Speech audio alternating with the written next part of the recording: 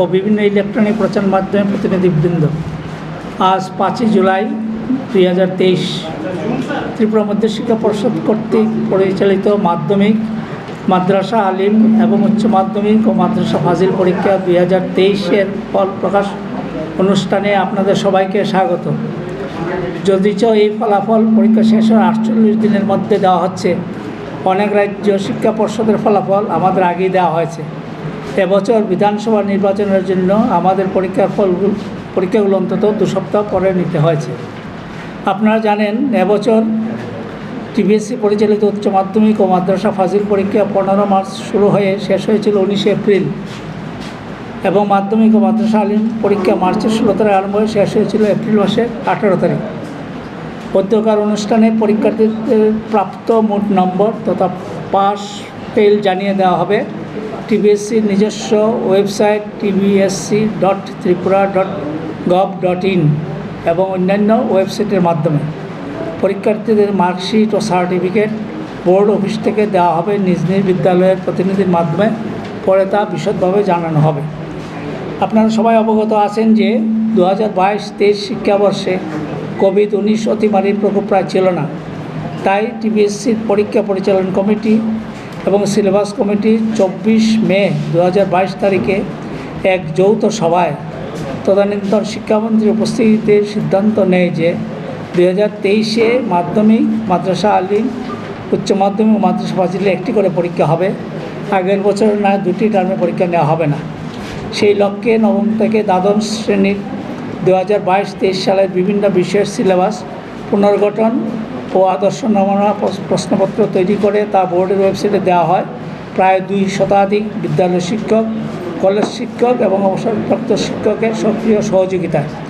প্রসঙ্গত, বর্তমানে TBSE-তে উচ্চ মাধ্যমিক স্তরে 32টি বিষয়ের পঠন পাঠনের ব্যবস্থা আছে। তার মধ্যে 3টি মাদ্রাসা বিষয়, 5টি বৃত্তিমূলক পরীক্ষা বিষয় এবং 24টি সাধারণ বিষয়। সাধারণ 24টি বিষয়ের মধ্যে 15টি বিষয় যথা accountancy, biology, business studies, chemistry, computer science, economics, English, geography, Hindi syllabus, history, mathematics, physics, political science, psychology ও সোশিওলজি CBSE সিলেবাস অনুযায়ী এবং বাকি 9টি বিষয় তথা Arabic, Bengali, education, Kokborok, Mizo, music, philosophy, সংস্কৃত এবং স্ট্যাটিস্টিক্সের পঠন TBSE সিলেবাস অনুযায়ী হয়। বৃত্তিমূলক বিষয়গুলির সিলেবাস কেন্দ্রীয় সংস্থা Pandit Sundarlal Sharma central institute of education, vocational education PSSCIV Bhopal কর্তৃক রচিত এবং বাস্তবায়িত হচ্ছে। এবছরের পরীক্ষাগুলোর বিশেষত্ব হলো, এবছর মাধ্যমিক, মাদ্রাসা আলিম, উচ্চ মাধ্যমিক ফাজিল ও মাদ্রাসা ফাজিল প্রতিটি পরীক্ষার প্রতিটি বিষয়ে পূর্ণপত্রের মান ছিল 80 অথবা 70 এবং বরাদ্দকৃত সময় ছিল 3 ঘন্টা 15 মিনিট। প্রতিটি বিষয়ের পূর্ণপত্রের 80 নম্বরের প্রশ্ন বিভাজন ছিল এইরূপ: 10টি MCQ প্রতিটি 1 নম্বরের, 20টি অতি সংক্ষিপ্ত প্রশ্ন প্রতিটি 1 নম্বরের, 5টি সংক্ষিপ্ত প্রশ্ন প্রতিটি 2 নম্বরের এবং বাকি 40 নম্বরের জন্য বরাদ্দ ছিল 3, 4 বা 5 নম্বরের প্রশ্ন। ইংরেজি ব্যতীত কোনো বিষয়ে 6 নম্বর বা তার অতিরিক্ত মানের কোনো প্রশ্ন ছিল না। এবছর প্রথমবারের মতো উচ্চ মাধ্যমিক স্তরে এগ্রিকালচার, ডেয়ারি হেলথ ওয়ার্কার এবং gardener, electronics and hardware, IT, ITS প্রভৃতি বৃত্তিমূলক বিষয়ের পরীক্ষা হয়েছে। মাধ্যমিক, উচ্চ মাধ্যমিক পরীক্ষা নথিভুক্ত পরীক্ষার্থীর সংখ্যা, বিদ্যালয়ের সংখ্যা, পরীক্ষা কেন্দ্র সংখ্যা, পরীক্ষা স্থলের সংখ্যা সম্পর্কিত বিভিন্ন তথ্য নিচের সারণী 1-এ দেওয়া হলো। এটা আপনারা জানেন, আমরা অনেকবার বলেছি। মাধ্যমিকে পরীক্ষা ছিল 38,129, উচ্চ মাধ্যমিকে 33,453। এই মাধ্যমিক এবং উচ্চ মাধ্যমিকের মধ্যে মাদ্রাসা আলিম এবং মাদ্রাসা ফাজিলের পরীক্ষার্থীদের সংখ্যা ধরা আছে। মাধ্যমিক, উচ্চ মাধ্যমিক পরীক্ষা নথিভুক্ত বিভিন্ন শ্রেণীর পরীক্ষার্থীর সংখ্যা সারণী দিয়ে দেওয়া আছে। মাধ্যমিক হচ্ছে regular 36,449, continuing 396, compartmental 1052 + 1, external 231, total হচ্ছে 38,129। Higher secondary 33,091, continuing 73, compartmental 75 + 9, external 191, single subject 2 জন, ইকুইভ্যালেন্স 10 জন, ইমপ্রুভমেন্ট 1 জন।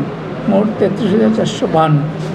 এবছর মাধ্যমিক এবং উচ্চ মাধ্যমিক পরীক্ষার উত্তরপত্র দেখা শুরু হয় 2রা মে। মাধ্যমিকে 4টি এবং উচ্চ মাধ্যমিকের 2টি ভেন্যুতে। উত্তরপত্র দেখা শেষ হয় 22শে মে।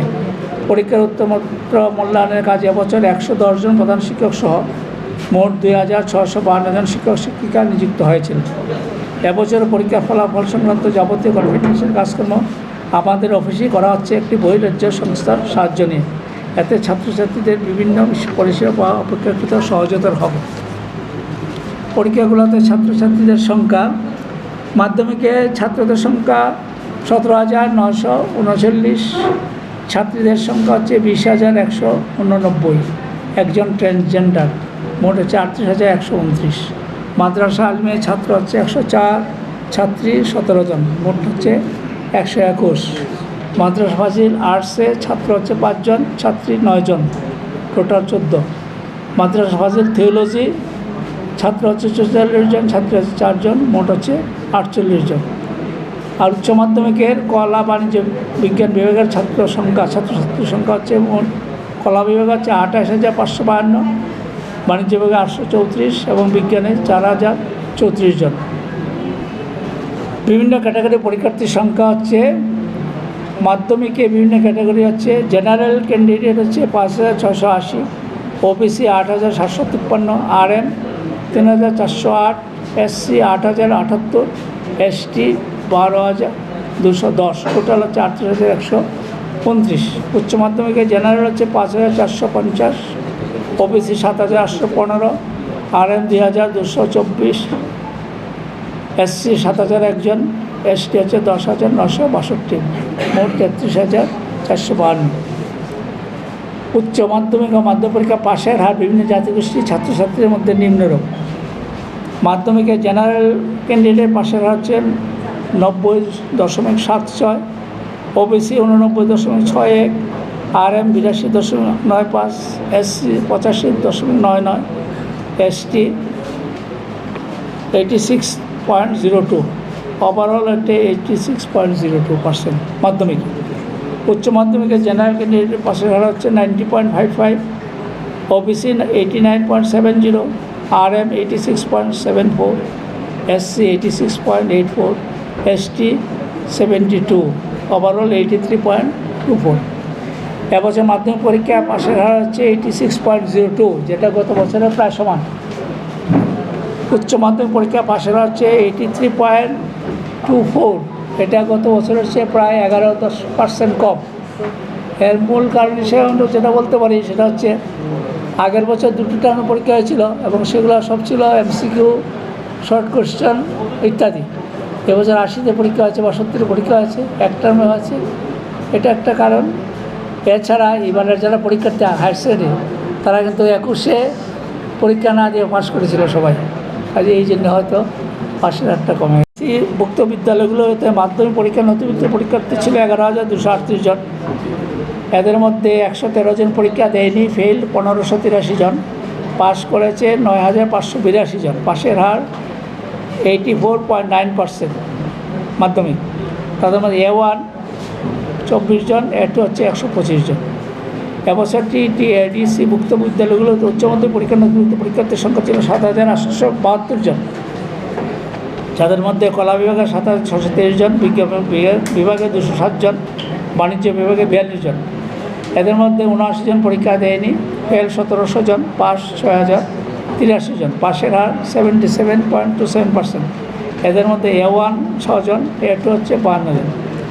জেলা স্তরে মাধ্যমিকে নথিভুক্ত পরীক্ষার সর্বোচ্চ সংখ্যা হল পশ্চিম ত্রিপুরা জেলা 8,253 জন। সর্বনিম্ন পরীক্ষার্থীর সংখ্যা হল খোয়াই জেলা 3,324 জন। উচ্চ মাধ্যমিকে নথিভুক্ত পরীক্ষার্থীর সর্বোচ্চ সংখ্যা এখানেও পশ্চিম ত্রিপুরা জেলা 7,872 জন। সর্বনিম্ন পরীক্ষার্থীর সংখ্যা হচ্ছে ঊনকোটি জেলা 2,871 জন।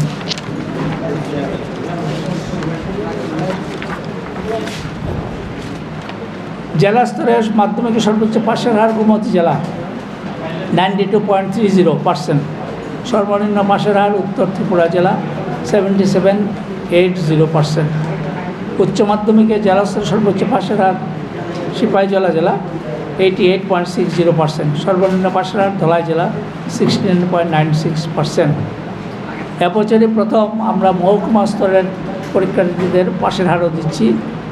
মহকুমা স্তরের মাধ্যমিকের সর্বোচ্চ পাশের হার করব 97.40%। উচ্চ মাধ্যমিকেও করব সর্বোচ্চ স্থানে আছে 95.62%। মাধ্যমিক স্তরে সর্বনিম্ন পাশের হার পানিসাগর মহকুমা 74.33%। আর উচ্চ মাধ্যমিক হচ্ছে সর্বনিম্ন পাশের হার হচ্ছে লংতরাই মহকুমা 63.09%। মাধ্যমিকে 100% পাস বিষয়গুলো হলো অ্যানিম্যাল হাজবেন্ডারি, মিজো এবং থিওলজি। মাধ্যমিকে সবচেয়ে কম পাশের বিষয় হলো বেসিক ম্যাথামেটিক্স 85.96%। উচ্চ মাধ্যমিকে 100% পাস বিষয়গুলো হলো অনেকগুলো বিষয়, এগ্রিকালচারে ডেয়ারি হেলথ ওয়ার্কার, আরবি, দেন কম্পিউটার সায়েন্স, হিন্দি, ইসলামিক ইতিহাস, ইসলামিক স্টাডিজ, মিউজিক, সোশিওলজি এবং থিওলজি। এবং সবচেয়ে কম পাশের বিষয় হলো এগ্রিকালচার গার্ডেনার 83.50%। 100% পাস মাধ্যমিক স্কুলের সংখ্যা হচ্ছে মাধ্যমিকে 214টি, উচ্চ মাধ্যমিকে 19টি। 100% ফেল মাধ্যমিক স্কুলের সংখ্যা হলো মাত্র 2টি, উচ্চ মাধ্যমিকে 1টি। উচ্চ মাধ্যমিকের ইতিহাস পরীক্ষায় অংশগ্রহণ। এবছর মাধ্যমিকে মোট 50 জন দিব্যাঙ্গজন ছাত্রছাত্রী, এদের মধ্যে 23 জন মেয়ে এবং 27 জন ছেলে। এবং উচ্চ মাধ্যমিক 20 জন দিব্যাঙ্গ ছাত্রছাত্রী, মেয়ে 10 জন, ছেলে 10 জন নাম নথিভুক্ত করেছে। মাধ্যমিকে 50 জন দিব্যাঙ্গ ছাত্রছাত্রীর মধ্যে অন্ধ 13 জন, যাদের মধ্যে মেয়ে হচ্ছে 5 জন। এবং উচ্চ মাধ্যমিক 20 জন দিব্যাঙ্গ ছাত্রছাত্রীর মধ্যে 6 জন অন্ধ, তাদের মধ্যে 2 জন মেয়ে। উচ্চ মাধ্যমিকের ইতিহাস পরীক্ষায় অসৎ অবলম্বন করার জন্য আরকে ইনস্টিটিউশন কেন্দ্রের একটি ক্যান্ডিডেটকে বহিষ্কার করা হয়েছে। এবছরও সংশোধনাগার থেকে কেউ মাধ্যমিক বা উচ্চ মাধ্যমিক পরীক্ষায় নাম নথিভুক্ত করেনি। পরীক্ষা পর্বটি সুচারুরূপে সম্পন্ন করার জন্য আমি সকল ছাত্রছাত্রী, অভিভাবক, অভিভাবিকাবৃন্দ, officer incharges, centre secretary, centre supervisor, প্রধান শিক্ষক, প্রধান শিক্ষিকা, দায়িত্বপ্রাপ্ত শিক্ষক, শিক্ষক সমাজ, শিক্ষক সংগঠন সমূহ, শিক্ষক কর্মচারীবৃন্দ, পরীক্ষা কেন্দ্রের সদস্যবৃন্দ, পরীক্ষা কেন্দ্রের সময় পরিদর্শকবৃন্দ সবাইকে জানাই আন্তরিক ধন্যবাদ। এছাড়া রাজ্য সরকারের বিভিন্ন দপ্তর, শিক্ষা দপ্তর, আরক্ষা দপ্তর, সাধারণ প্রশাসন, স্বাস্থ্য দপ্তর, পরিবহন দপ্তর, তথ্য সংস্কৃতি দপ্তর, বিদ্যুৎ দপ্তর, আগরতলা মিউনিসিপ্যাল কর্পোরেশন ও বিভিন্ন জেলা পরিষদ, পঞ্চায়েতসমূহ বিভিন্নভাবে পরীক্ষা সুসম্পন্ন করার জন্য আমাদের কৃতজ্ঞতা ভাজন ও ধন্যবাদ ভাজন হয়েছেন। পরীক্ষা পর্বের প্রায় সকল পর্যায়ে রাজ্যের 8 জন ডিও বিভিন্নভাবে আমাদের সর্বতভাবে সাহায্য করে আমাদের কৃতজ্ঞতা ভাজন হয়েছেন। আমাদের পরীক্ষক, স্ক্রুটিনাইজার, প্রধান পরীক্ষকগণ যেভাবে দায়িত্ব নিয়ে পরীক্ষা খাতা মূল্যায়ন করেছেন, তাতে আমরা কৃতজ্ঞতা পাশে আমাদের আবদ্ধ করেছেন। সংবাদ মাধ্যম আপনারা বৈদ্যুতিন সংবাদ মাধ্যম বিভিন্ন পরীক্ষার জন্য বিভিন্নভাবে সাহায্য করে আমাদের কৃতজ্ঞতা ভাজন হয়েছে।